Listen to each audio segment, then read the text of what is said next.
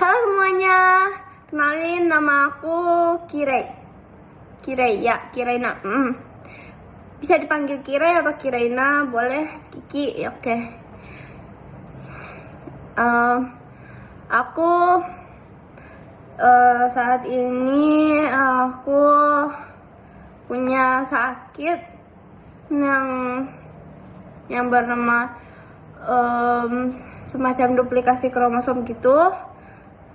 Namanya syndrome duplication chromosome number 16p11.2 atau dalam bahasa Indonesia sindrom duplikasi kromosom nomor 16p11.2. Sindrom duplikasi kromosom tuh kayak gimana sih? Jadi dari penjelasan Profesor Damayanti itu yang di SCM ya kalau nggak salah, itu kayak semacam mutasi gen begitu, dan biasanya dia udah ada sejak dari lahir. Cuman mungkin gejala-gejala aku baru muncul pas waktu umur aku 13 tahun. Itu lebih kentara gitu gejala-gejalanya, seperti pusing yang konstan, terus jadi pusingnya tuh seperti ada berbagai macam pusing yang aku rasakan. Berat melayang. Kalian pasti pernah naik lift kan? Untuk kalian pernah naik lift itu rasanya kan kalau kayak misalnya naik gitu kan, atau pas lagi turun itu kan pasti kayak ada sesuatu yang kalau naik tuh diangkat gitu rasanya. Nah aku rasanya tuh berat melayang. Jadi kenapa aku bilang berat melayang? Karena berat itu kayak satu sisi kayak ada ditekan gitu, satu sisi kayak rohku melayang gitu, rasanya begitu. Jadi aku bilang berat melayang, dan itu konstan gitu, dia nggak berhenti. Ya mungkin pas aku mentalihkan aja atau aku pas tidur baru bisa nggak terlalu kerasa ya, kayak hilang gitu mungkin. Terus ada juga aku punya sakit kepala yang berupa seperti tusuk-tusuk paku begitu, itu juga ada. Ketika aku berpikir terlalu keras atau mungkin tidak sesuai dengan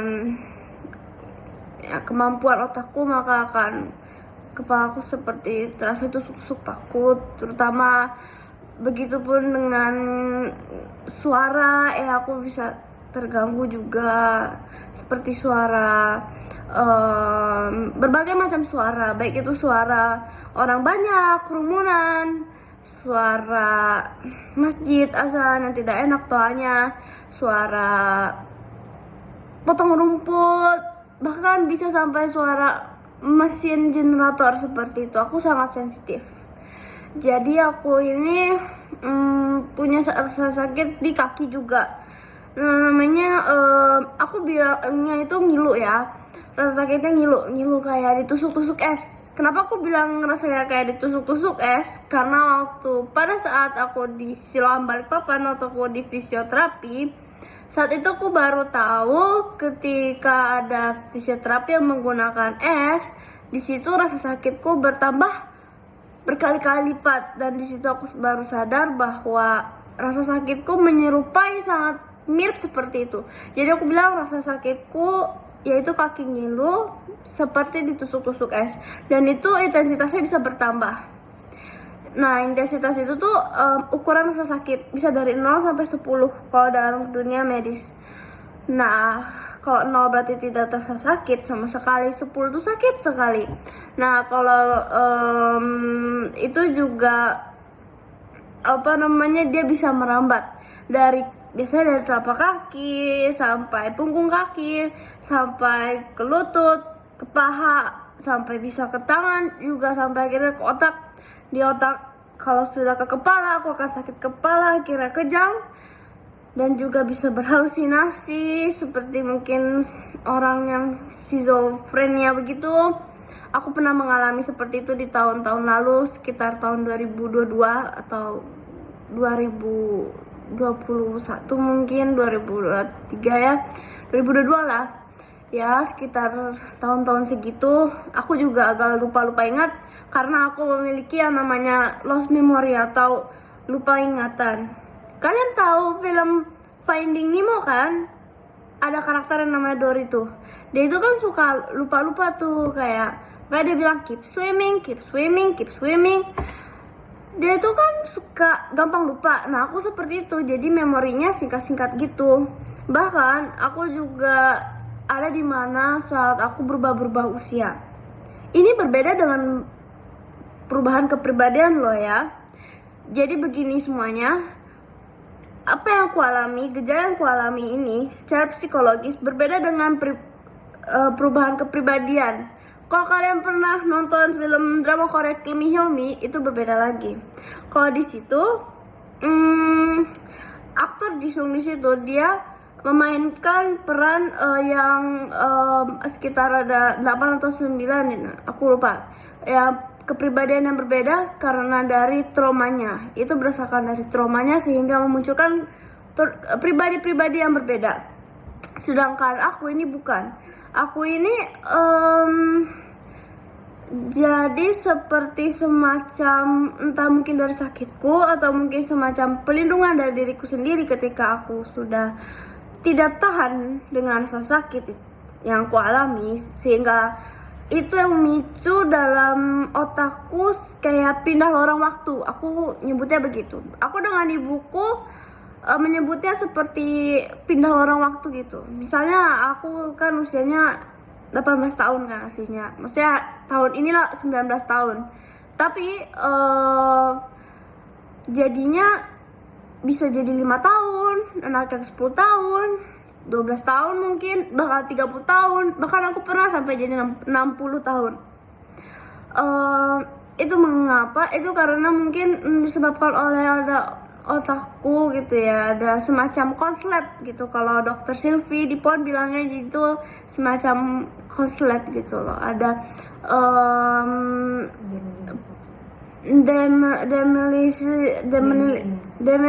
demenilisasi itu, demenilisasi pokoknya itu namanya agak susah. Intinya tuh ada kerusakan di serabut otak itu yang diakibatkan oleh virus juga. Jadi begini ya, awal-awal aku trigger itu apa? Trigger itu semacam pemicu juga, pemicu artinya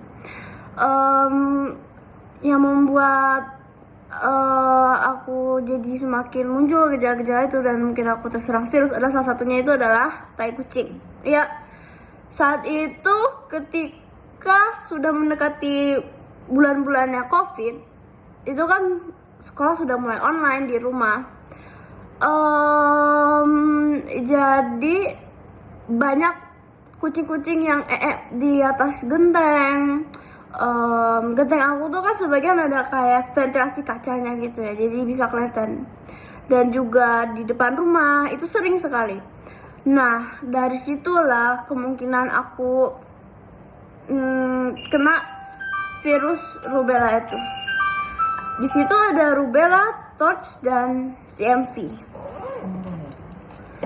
Dan sampai saat ini aku masih ada terus dibantu dengan obat.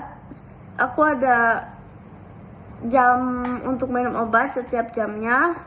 Salah satunya sekarang juga ini namanya Niroetu.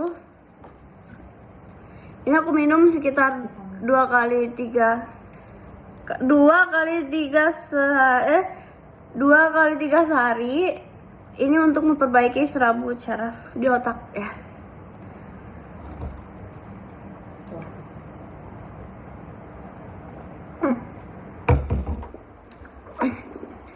Nah,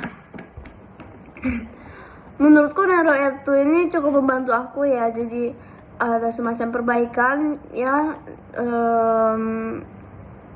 Intinya ada semacam perkembangan lah, bisa dilihat lah dari ibuku yang mengawasi aku selama 24 jam gitu ya. Maksudnya terus mengawasi baik secara psikologis, secara fisikku, secara emosional dan lain-lain. ibuku benar-benar mengawasi aku, dan itu sungguh menjadi dukungan yang besar buat aku ya. Aku sangat bersyukur juga, baik untuk keluarga dan untuk orang-orang yang sayang padaku, dan juga tentu saja kepada Tuhan. Dari sakitku ini aku bisa merasakan betapa besarnya, begitu besarnya kasih Allah kepadaku, karena menurutku aku juga ya, aku merasa dilindungi juga ya dari dunia yang luar, yang bahkan aku tak tahu seperti apa. Walau aku masih di rumah aja ataupun di RS, tapi dalam setiap perjalanan itu ada aja gitu dibuat lancar gitu, baik mau obat atau ketemu dokter. Itu kan sudah pasti campur tangan dari Tuhan ya, bukan dari kita manusia gitu ya. Jadi aku sangat bersyukur bahwa berkat Tuhan itu terus ada bagi kami ya, bagi diriku. Aku bisa merasakan kasih Tuhan yang begitu luar biasa, baik dalam sakitku ini. Dan memang bukanlah suatu hal yang mudah untuk aku jalani, bisa sampai sekitar sekarang hampir 5 tahun ya, 6 tahun, karena aku mulai sakit itu 13 tahun dan sekarang aku umurnya mau 19 tahun, jadi sudah mau menjalani 6 tahun. Perjuangan ini begitu luar biasa. Mungkin ada beratnya, ada suka dan dukanya, tapi aku sangat bersyukur aku bisa menjalani ini bersama Tuhan dan bersama keluargaku, orang-orang yang aku sayangi, orang-orang yang banyak yang support aku. Aku sangat bersyukur sekali, dan harap semuanya sehat-sehat juga gitu.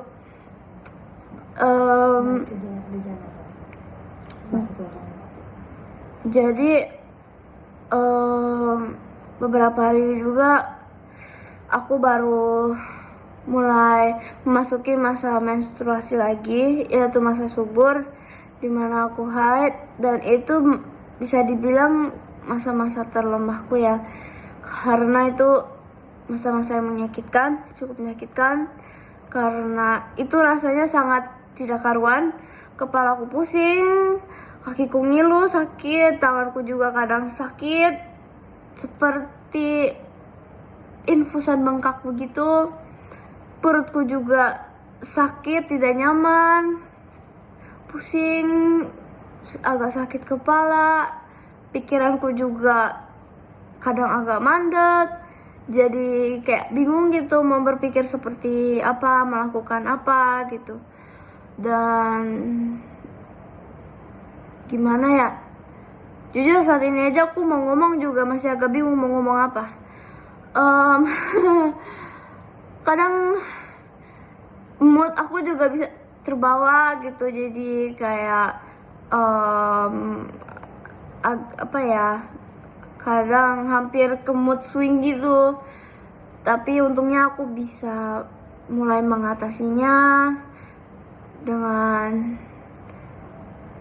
aku coba menjaga pikiranku, perasaanku, hatiku agar tetap tenang.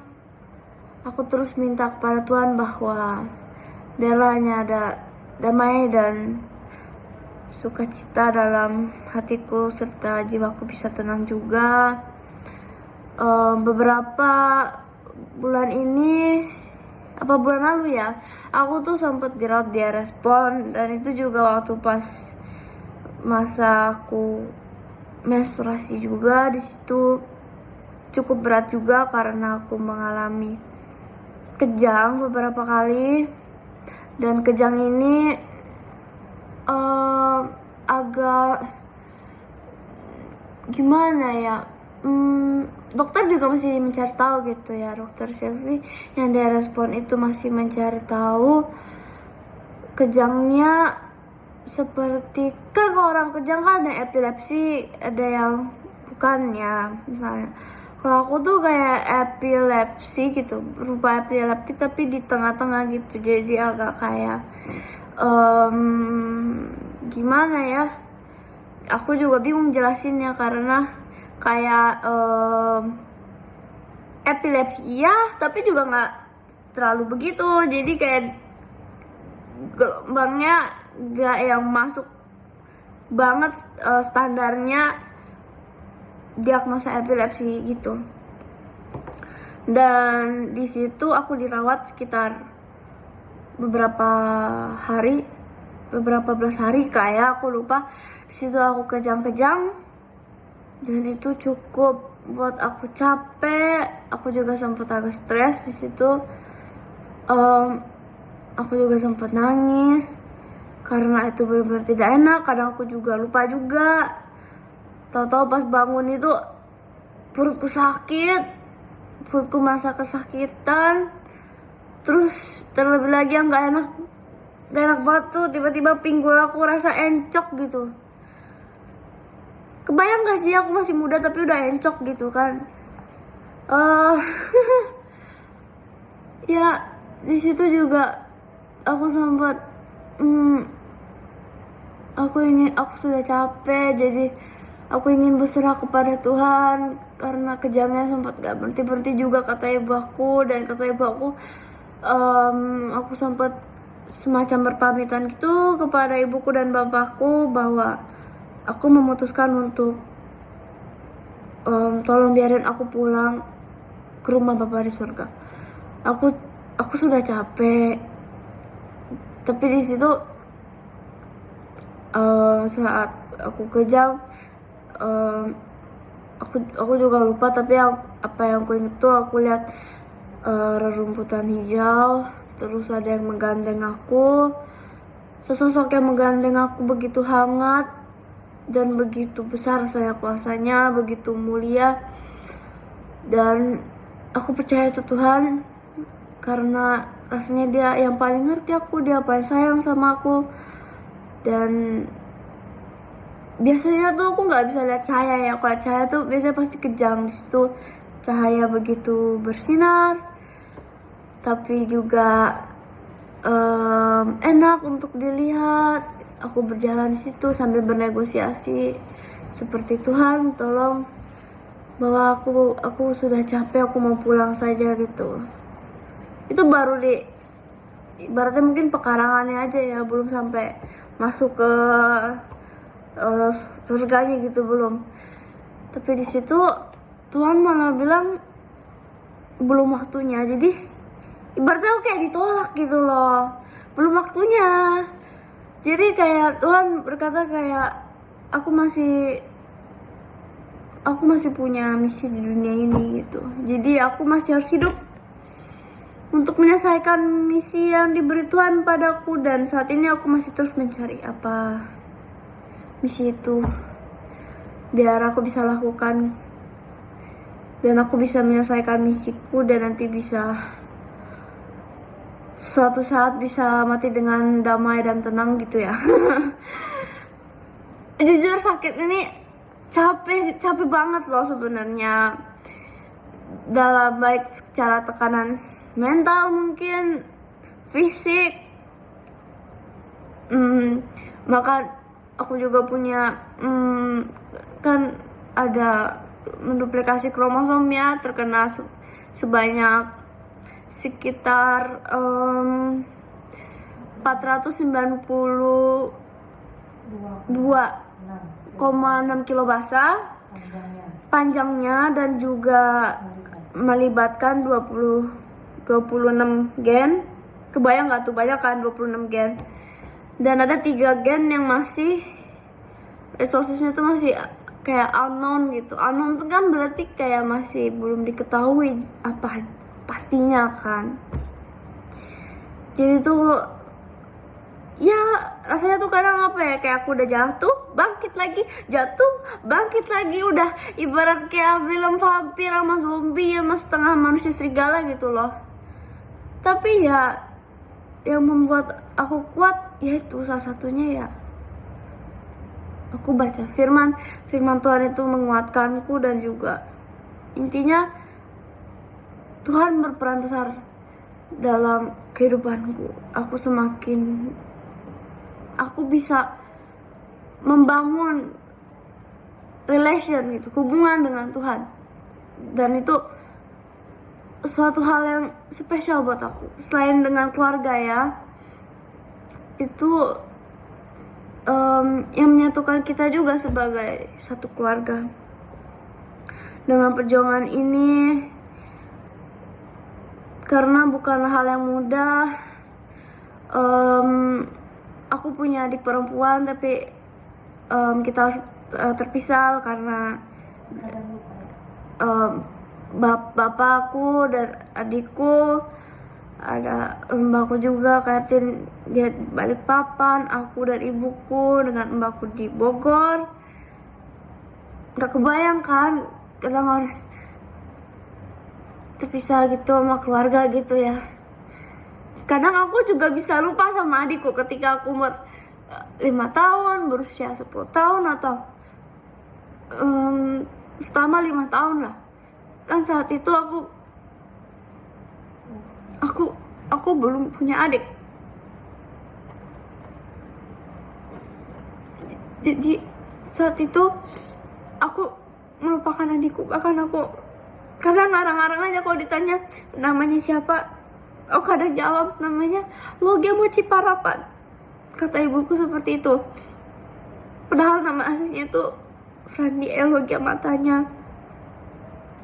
Tapi kalau ditanya mau punya adik, iya aku mau punya adik.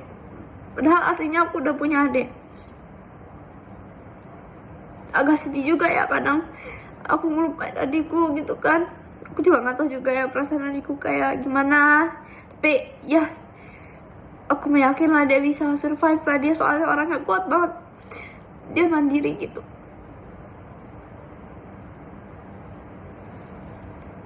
Intinya sebenarnya karena aku juga lupa sama diriku juga tuh, juga sempet pernah sampai aku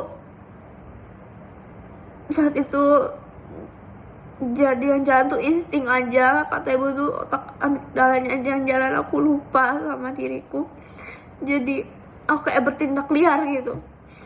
Dan bahkan aku lupa sama ibuku, lupa adikku, lupa diriku sendiri. Bahkan aku lupa. Aku gak bisa bahasa Indonesia, aku tidak bisa berbicara. Tapi ada satu yang aku ingat saat itu, kata ibuku, aku bilang Tuhan Yesus. Yang aku ingat itu. Jadi aku ingat Tuhan Yesus. Dan itu aku sungguh bersyukur bahwa sekalipun kondisi seperti itu, aku masih ingat bahwa aku punya Tuhan. Itu suatu pegangan yang kuat untukku ya.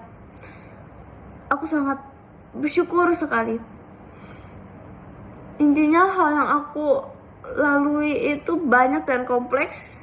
Kalau aku cerita bisa panjang banget lah ya. Jadi bisa nanti kita bagi-bagi. Intinya penyakitku itu memang agak cukup rumit ya. Tapi kan setiap orang juga pasti mengalami kesulitannya masing-masing.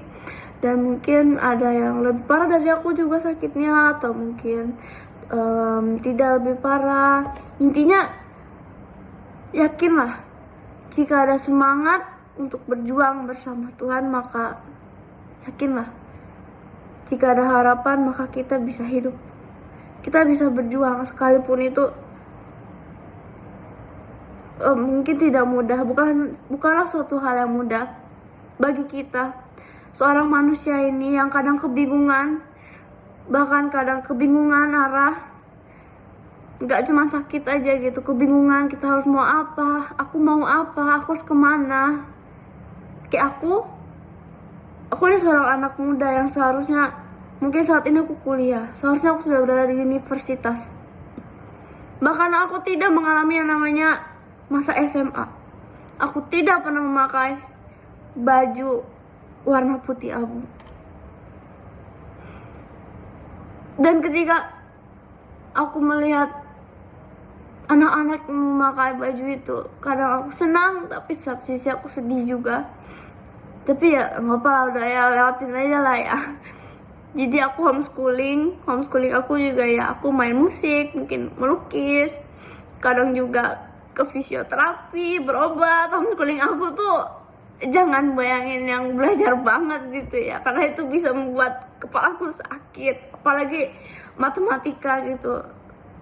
Kalau ditanya misalnya 1+1 berapa, 1 tuh, atau 1 minggu berapa hari, 7 tuh masih bisa. 1 bulan berapa minggu, 6 misalnya, kayak gitu. Aku juga kalau itu aku jujur emang agak on bego di angka-angka ya. Kadang guru lesku aja sampai marah-marah. Bukan marah, kayak kesel aja sih sebenarnya. Kadang kayak, ini kok gak bisa kira, ayo hitung 1, 2, 3, 1, 2, 3. Aku harus ngulang-ngulang terus gitu. Tapi intinya ya kita semua punya kesulitan masing-masing. Inilah aku kira aku punya sakit yang namanya yang menduplikasi kromosom itu. Bahwa kausalnya apa? Itu kausalnya. Oh ya, tunggu. Itu kausalnya. Maaf, aku agak bingung. Soalnya sekarang juga aku agak sedikit oleng juga. Ya, itu kausalnya. Ada juga dibilang AIWS, IWS, disuspek Alice in Wonderland syndrome oleh Dr. Henry juga di RSCM. Dan intinya banyak dah suspeknya banyak sekali gitu. Sampai bahkan aku pun ya intinya aku berusaha walaupun jatuh tetap bangkit aja gitu dan jalani bersama Tuhan. Dan aku bersyukur aku punya orang-orang yang support aku. Aku punya seorang ibu yang kuat, bapak dan adikku yang semuanya support aku gitu. Aku sangat bersyukur dan sangat berterima kasih banget.